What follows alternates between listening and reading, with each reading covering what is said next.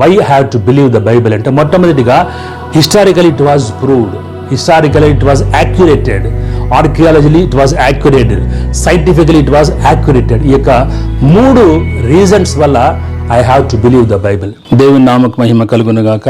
మరొకసారి పరిశుద్ధమైన బైబిల్ గ్రంథం యొక్క విశిష్టత గురించి మనం ధ్యానం చేసుకోబోతుంటున్నాం. మరి ఈ యొక్క ఎపిసోడ్ 2 ఎపిసోడ్లుగా ఉంటున్నాయి. మరి ఈ యొక్క దర్శనాలు, ఈ యొక్క ప్రత్యక్షతలు ఎంతో అద్భుతకరమైన ప్రియులారా. కాబట్టి ప్రతి ఒక్కరూ ఆత్మపూర్ణులై ఈ యొక్క వాక్యాలను ధ్యానం చేయవలసిందిగా మిమ్మల్ని కోరుకుంటున్నాం. మరి పరిశుద్ధ గ్రంథాన్ని ఎందుకు మనము నమ్మాలి అనే ఆ యొక్క టైటిల్తో ఈ యొక్క వాక్యాన్ని ప్రారంభిస్తుంటున్నాం. Why should I believe Bible? ఎందుకు బైబిల్ని నేను నమ్మాలి?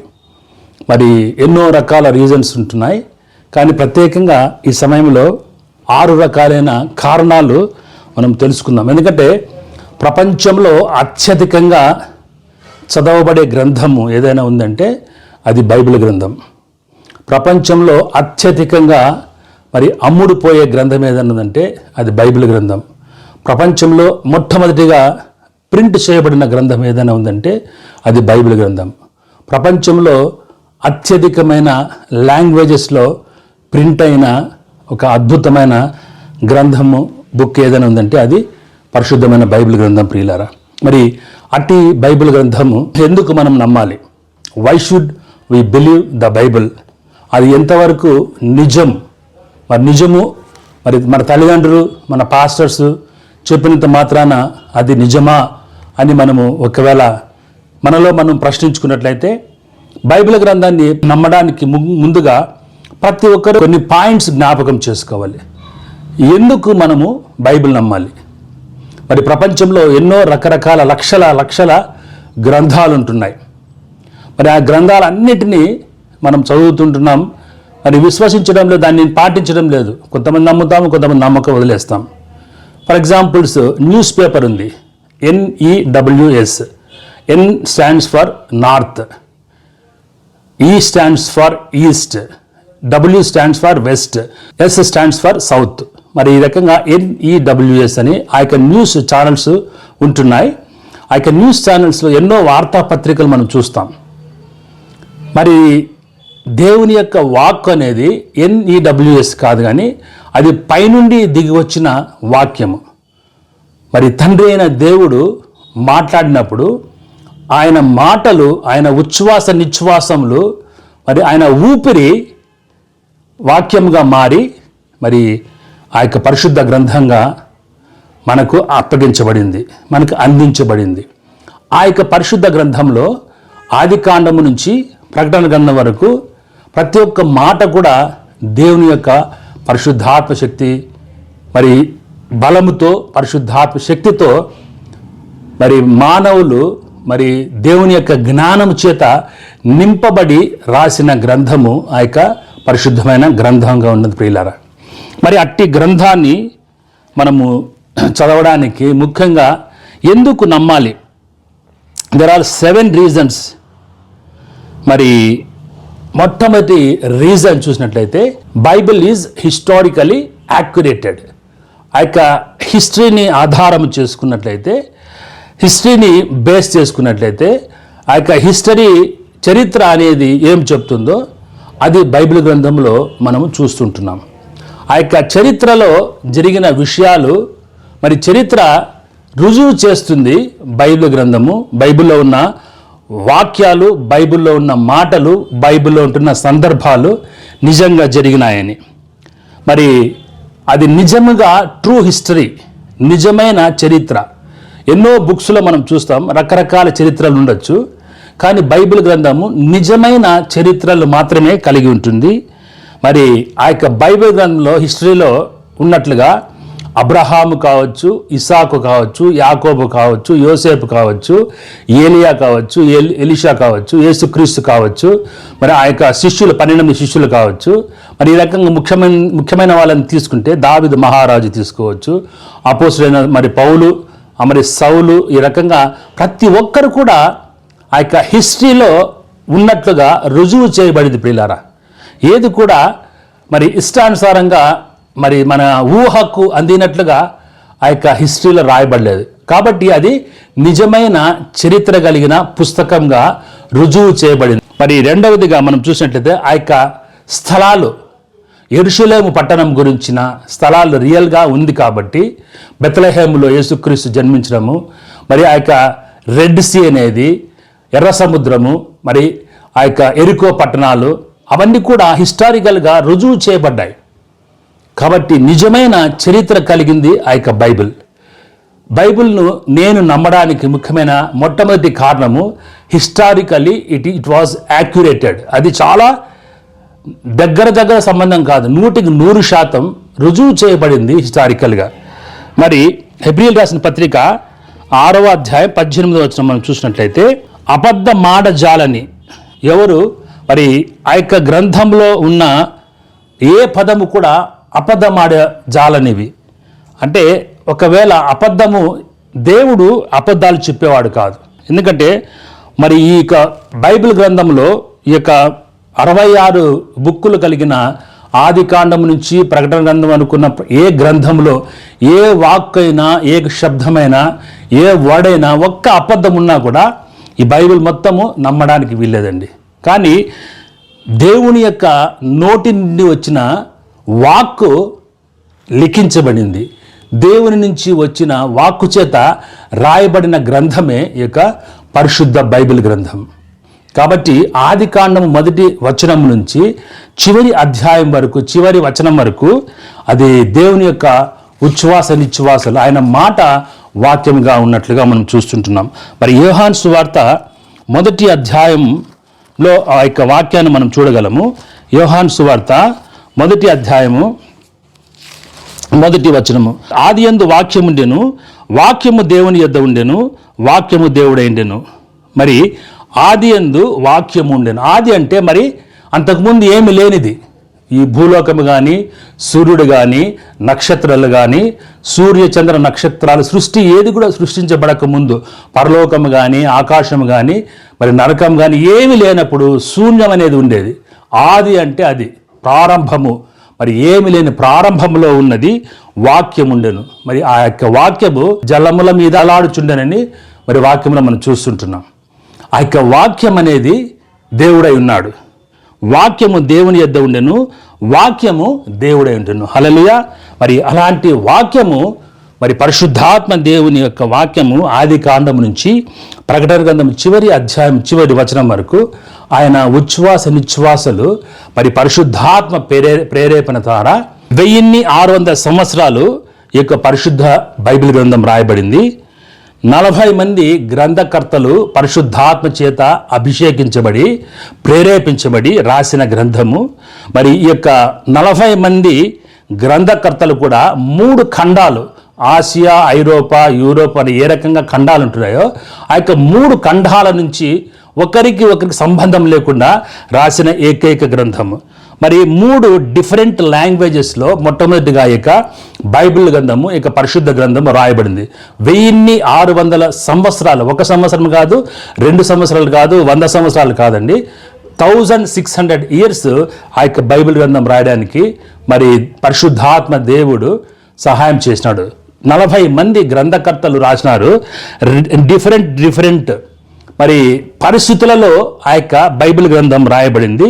మరి 40 మందిలో 99% ఒకరికి సంబంధం లేదు, ఎవరికి కూడా సంబంధం లేదు. మరి ఆది కాండము రాసిన వారు వేరే, ప్రకటన గ్రంథం రాసిన వారు వేరే, అపోస్తుల కార్యం రాసిన వారు వేరే, సంఖ్యాకాండం రాసిన వారు వేరే, రకరకాల సందర్భంలో కీర్తన రాసినది వేరే, మరి లేవి కాండం రాసింది వేరే. రకరకాల సందర్భాలలో ఆ యొక్క బైబిల్ గ్రంథము పరిశుద్ధాత్మ దేవుని యొక్క సహాయంతో మరి ప్రేరేపించబడి రాయడం జరిగింది. ఆ యొక్క బైబిల్ గ్రంథాన్ని రాసిన వారు ఒకే ఒక వ్యక్తి రాయలేదండి. 40 రకాల మనుషులు, 40 ప్రవృత్తులు కలిగిన మానవుల చేత రాయించబడిన గ్రంథం అది. ఎందుకంటే పరిశుద్ధాత్మ ప్రేరేపణ ద్వారా అది నిజమైన గ్రంథం కాబట్టి ఒక్క పొల్లైనను అబద్ధమైనను రాయబడుకోకుండా రాయడానికి ఎంతోమంది మరి కవులు రాశారు, ఎంతోమంది ప్రవక్తలు రాశారు, ఎంతోమంది రాజులు రాశారు, ఎంతోమంది నావికులు రాశారు, ఎంతోమంది సైలర్స్ రాశారు, మరి డాక్టర్స్ ఉంటున్నారు, మరి రకరకాల మరి ఖైదీలు, ప్రిజనర్స్ రాసినారు. అంతేకాకుండా మరి ఈ యొక్క బైబిల్ గ్రంథం ఎక్కడెక్కడ రాయబడిందంటే కొన్ని గుహలలోను, కొన్ని కొండలలోను, సముద్ర ప్రయాణం చేస్తూ, కొన్ని ఇళ్లలోను, కొన్ని రాజుల గృహాలలోను, మరి రకరకాల ప్లేసెస్లో మరి ఈ యొక్క పరిశుద్ధ గ్రంథము 1600 years 40 మంది ప్రవక్తల చేత, మరి 40 మంది పరిశుద్ధాత్మ చేత నింపబడి డిఫరెంట్ కంట్రీస్లో ఉండి 3 ఖండాలలో ఉండి రాసిన గ్రంథము. మరి వీళ్ళందరూ కూడా వారికి ఒకే ఒక థీమ్ ఒక్కటే ఉంది, ఒకే స్టోరీ, ఒకే సబ్జెక్ట్ మాట అన్నారు. ఆది కాండం నుంచి చివరి మరి ప్రకటన గ్రంథం వరకు ఉన్న ప్రతి వాక్యము, ప్రతి అధ్యాయం కూడా యేసుక్రీస్తుని మాత్రమే ఫోకస్ చేస్తుంది. ఎందుకంటే దగ్గరగా యేసుక్రీస్తు పుడతాడని 300 ప్రవచనాలు బైబిల్ గ్రంథంలో మనం చూస్తుంటున్నాం. దగ్గరగా 300 ప్రామిసెస్, ప్రవచనాలు బైబిల్ గ్రంథంలో పరిశుద్ధాత్మ దేవుని ద్వారా రాయబడింది. 300 ప్రవచనాలు, ప్రతి ఒక్కటి కూడా యేసుక్రీస్తు ఎవరికి పుడతారు, ఎప్పుడు పుడతాడు, ఎలా పుడతాడు, మరి ఆయనకున్న క్వాలిటీస్ ఏమి, ఆయన క్వాలిఫికేషన్స్ ఏమి, మరి ఆయన యొక్క కన్య మరియ గర్భంలో ఎప్పుడు పుడతాడు, ఆయన ఒక మరి ఇశ్రాయేలు జాతిలో ఎందుకు వస్తాడు అనే విషయాలన్నీ ఉంటున్నాయి. మరి ఫర్ ఎగ్జాంపుల్ మనం చూసినట్లయితే యెషయా గ్రంథము 9:6 చూసినట్లయితే ఆయన ఆశ్చర్యకరుడు, ఆలోచనకర్త, సమాధానానికి అధిపతి అయిన దేవుడు పుడతాడని మరి యేసుక్రీస్తు పుట్టక ముందు కొన్ని వందల సంవత్సరాల క్రితమే మరి ఆ యొక్క గ్రంథంలో పరిశుద్ధాత్మ దేవుడు రాయించినాడు. మరి ఈ రకంగా పరిశుద్ధాత్మ దేవుడు ఆ యొక్క హిస్టారికల్గా, చరిత్రాత్మకంగా ఈ యొక్క గ్రంథము రూపించబడిందండి. ఫర్ ఎగ్జాంపుల్ హిస్టరీ ప్రకారంగా మనం చూసినట్లయితే అపోస్తుడైన మరి తోమా, మరి యేసుక్రీస్తు ప్రధాన శిష్యుడైన 12 మందిలో ఉన్న ఆ యొక్క తోమా కేరళ ప్రాంతానికి వచ్చి 2000 సంవత్సరాల క్రితము కేరళ ప్రాంతంలో సువార్తను ప్రకటించినట్లుగా మనం చూస్తుంటున్నాం.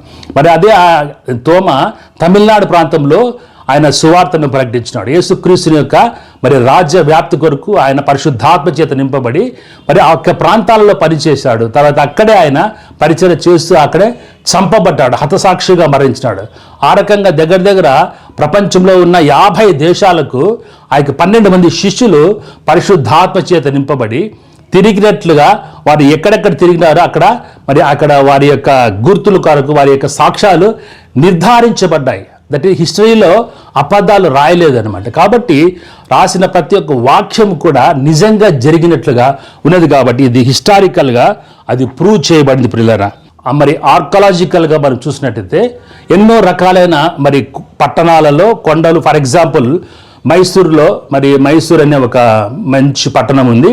అక్కడ ఒక ఆర్కాలజీ డిపార్ట్మెంట్లో మరి అక్కడ రాజులు నివసించినారు. హంపి అనే ప్రాంతంలో రాజులు, కృష్ణదేవరాయలు వారు ఉన్నారు. మరి రకాలుగా ఆగ్రా ప్రాంతాలలో, రకరకాల మరి ప్రాంతాలలో రాజులు ఆర్కాలజీ ప్రకారంగా నివసించినట్లుగా రుజువులు ఉంటున్నాయి. అట్లనే యేసుక్రీస్తు యొక్క లోకములో మరి సంచారం చేసినప్పుడు ఆయన నివసించిన ప్రాంతాలన్నీ కూడా ఆర్కియాలజీ డిపార్ట్మెంట్ ద్వారా తీసినప్పుడు అవి నిజముగా రుజువు చేయబడ్డాయి ప్రియులారా. కాబట్టి బైబిల్ గ్రంథాన్ని ఎందుకు మనం నమ్మాలి అంటే కనుక హిస్టారికల్ ఇట్ వాజ్ ప్రూవ్డ్. అది మొట్టమొదటిగా హిస్టారికల్లీ ప్రూవ్డ్. మరి అపోస్తుల కార్యంలో మనం చూసినట్లయితే అపోస్తుల కార్యంలో అంతా ఆ యొక్క హిస్టరీని మరి ఆర్కియాలజీకి సంబంధించిన రకరకాల విషయాలు అక్కడ మరి వెలుగులోనికి రావడం జరిగింది. అపోస్తుల కార్యంలో మరి 54 సిటీస్ గురించి ఇంట్రడ్యూస్ చేసినారు. 39 కంట్రీస్ గురించి మాట్లాడడం జరిగింది. 9 మరి ల్యాండ్స్, 9 ఐలాండ్స్, ద్వీపకల్పాల గురించి మరి ఆ యొక్క అపోస్తుల కార్యంలో మనం చూస్తుంటున్నాం. 54 మరి పట్టణాలు, 39 కంట్రీస్, 9 ఐలాండ్స్. అవన్నీ ఎందుకు ఆ యొక్క అపోస్తుల కార్యంలో మనం చూడగలమంటే historical it was proved. Archaeological department వారు ఆ యొక్క పట్టణాలు ఉన్నాయి. ఫర్ ఎగ్జాంపుల్ ఏథెన్స్ పట్టణం అనేది చూస్తాం. ఏథెన్స్ పట్టణం ఈ రోజు కూడా అది ఉన్నది. మరి నీవు నేను మనము చూడనంత మాత్రాన ఏథెన్స్ పట్టణంలో ప్రతి ఒక్కరు ఆ ఏథెన్స్ అట్లా 54 పట్టణాల గురించి, సిటీస్ గురించి అపోస్తుల కార్యంలో మనం చూడగలం. అది డాక్టర్ లూకా రాసిన గ్రంథము అపోస్తుల కార్యములు. అపోస్తుల యొక్క నడవడిక గురించి, అపోస్తుల యొక్క వారి యొక్క మరి సంచారముల గురించి, ఆ యొక్క ప్రాంతాల గురించి, ఆ యొక్క సిటీస్ గురించి, మరి ఆ యొక్క మరి పరిస్థితులను గురించి వివరించడం జరిగింది. మరి ఆ రకంగా ఒక అక్షరము, ఒక పొల్లు కూడా మిస్ కాకుండా అది నిజము చేయబడినట్లుగా మనం చూస్తుంటున్నాం. మరి అదే రకంగా మనం చూసినట్లయితే బైబిల్ గ్రంథము ప్రతి ఒక్క వర్డ్ బై వర్డ్ కూడా, ఇప్పుడు ఫర్ ఎగ్జాంపుల్ మనం జిరాక్స్ తీసినట్లయితే ఏ రకంగా జిరాక్స్ కాపీ ప్రతి ఒక్కటి 100% 100%గా ఉంటాయో, అదే రకంగా కొన్ని వేల సంవత్సరాల కాలం క్రితము బైబిల్ గ్రంథం రాసినప్పుడు అలాంటి టెక్నాలజీ లేదు మళ్ళీ. కానీ అప్పుడు వాళ్ళు ప్రతి ఒక్క అక్షరాన్ని కౌంట్ చేసేవారు.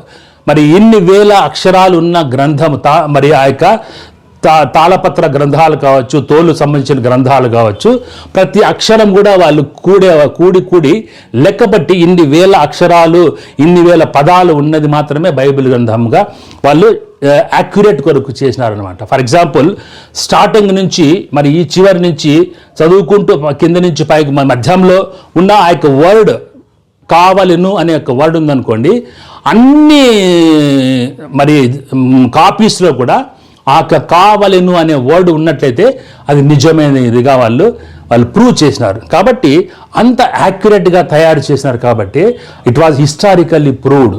నిజముగా పరిశుద్ధమైన గ్రంథాన్ని మనము చూసినట్లయితే ఆ యొక్క ఆది కాండం నుంచి ఆ యొక్క ఏదేను తోట గురించిన మరి ఆర్కియాలజీ మరి సెక్షన్స్లో మనకు బయటపడుతుంది. మరి నోవా ఆర్క్ గురించి కూడా, నోవా ఆర్క్ మరి ఆ యొక్క అరారత్ పర్వతాల్లో రష్యా దగ్గర ఉన్నట్లుగా బయట కొన్ని వేల సంవత్సరాల క్రితం ఉన్న విషయం. ఆ యొక్క సైన్స్ గురించి మాత్రమే కాకుండా హిస్టారికల్గా ఇట్ వాజ్ ప్రూవ్డ్. కాబట్టి పరిశుద్ధ గ్రంథాన్ని మనము చదివినప్పుడు మరి నిజమైన ఒక గ్రంథాన్ని మనము చదువుతున్నట్లుగా మనము ఒక విశ్వాసంతో చదవాలి ప్రియులారా. మరి నిజముగా జరిగిన గ్రంథం, అంతేగాని అదేదో మరి కాక్ అండ్ బుల్ స్టోరీస్ కానీ ఒక జరగని విషయాలు రాయబడలేదు. నిజమైన విషయాలను మనం తెలుసుకోవడానికి మరి బైబిల్ గ్రంథము రుజువు చేసినట్లుగా మనం చూస్తుంటున్నాము. మరి రెండవదిగా మనం చూసినట్లయితే what was the reason that I have to believe the Bible. సైంటిఫిక్గా మనకు అది రుజువు చేయబడింది.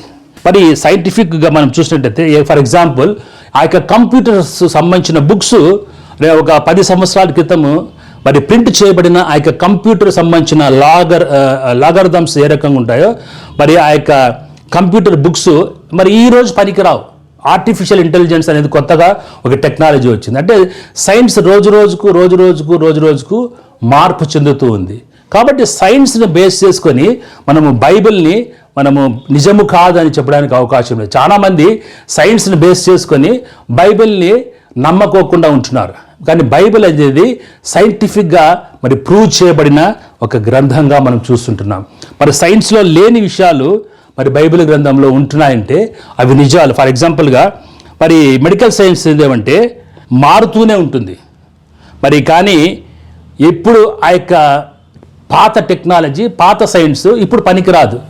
మరి కొత్త సైన్స్ అనేది మనము నమ్ముతూ ఉంటున్నాం. అంటే నమ్మడానికి అవకాశం ఉంది. కానీ కొన్ని వేల సంవత్సరాల క్రితం రాసిన బైబిల్ గ్రంథంలో ప్రతి అక్షరము కూడా ఈ రోజు వరకు ఒక్క అక్షరం కూడా మారలేదు. ఒక పొల్లు కానీ, ఒక సున్నా కానీ, ఒక ఫుల్ స్టాప్ కానీ మార్చలేదు ప్రియులారా. కాబట్టి అంత యాక్యురేట్గా ఉన్నది కాబట్టి ఇన్ని కోట్ల మంది బైబిల్ గ్రంథాన్ని నమ్ముతున్నారు, విశ్వసిస్తుంటున్నారు.